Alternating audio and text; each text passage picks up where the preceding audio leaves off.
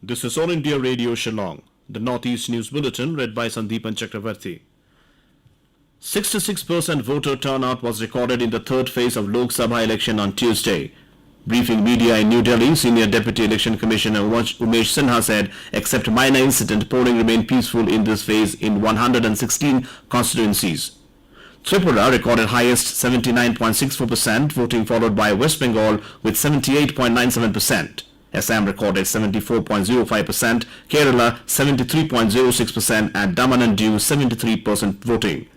Former Prime Minister Dr. Manmohan Singh, Assam BJP President Ranjit Kumar Das cast their votes in this phase. The prominent candidates in the fray in this phase include BJP President Amit Shah from Gandhinagar, Congress Chief Rahul Gandhi from Wayanad, beside others. The repolling in 12 polling stations for Inner Manipur Parliamentary constituency is being held today. The repolling is being done in the constituencies of Chief Minister N. Biren Singh and a few others.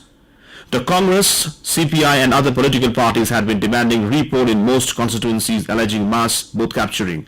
The police department has made appropriate security arrangements for the conduct of the exercise, and webcasting will be done in all the 12 polling stations. Meanwhile, in Assam, repolling began at 7 a.m. this morning at 5 polling stations in Karimganj and autonomous district seats. Opposition parties in Tripura have complained of intimidation of voters by the BJP workers during the Lok Sabha elections yesterday. The BJP, however, denied the charge and said people voted in a festive mood.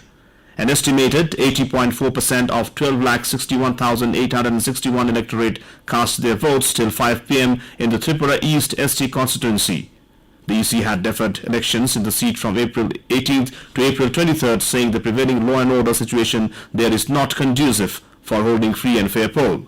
Opposition parties had demanded fresh polls in Tripura West and other Lok Sabha constituency of the state, alleging that the April election was heavily rigged by the ruling BJP. Chief Electoral Officer Sriram Tharanikanti said the polling passed off peacefully, barring a few minor and stray incidents. Meghalaya Government is keen to promote edible Shiitake mushroom in the state in collaboration with a private firm from Japan. A delegation from the company on Tuesday held detailed discussions with the Agriculture Department and Agriculture Minister here in Shillong, after which both the parties decided to sign an MOU in this regard at the earliest.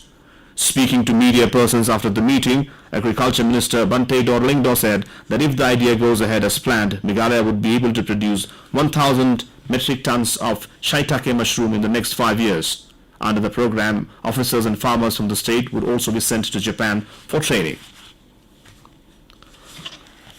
The Zoom Air has conveyed its willingness to start Delhi-Umroi flight, but commercial viability is still a concern. The Zoom Air said it is possible to operate CRJ-200 directly between Delhi and Shillong Airport during a recent meeting with the civil aviation officials. However, it was divulged that due to load penalty, the operation is not commercially viable unless it is financially supported by the government. The matter was taken up by the division bench of the High Court of Meghalaya, comprising Chief Justice Muhammad Yaqub Mir and Justice H.S. Thankyu on Tuesday.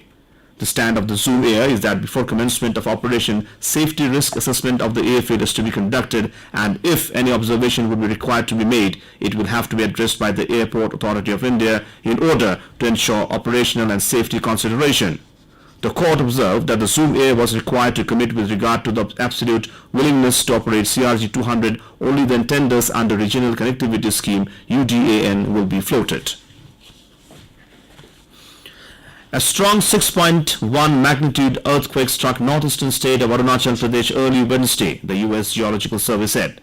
The epicenter of the shallow quake was about 40 kilometers 25 miles northwest of Alo and 180 kilometers southwest of the state capital, Itanagar. It struck at 1:45 a.m. The epicenter of the earthquake that occurred in the wee hours on Wednesday was close to the international border with China, about 130 kilometers 61 miles south of Nyingchi in Tibet. It has been reported that the impact of the earthquake may also have been felt in parts of neighboring countries like Bhutan, Myanmar and Bangladesh. And with that, we end the Northeast News Bulletin from All India Radio Shillong. Have a nice day.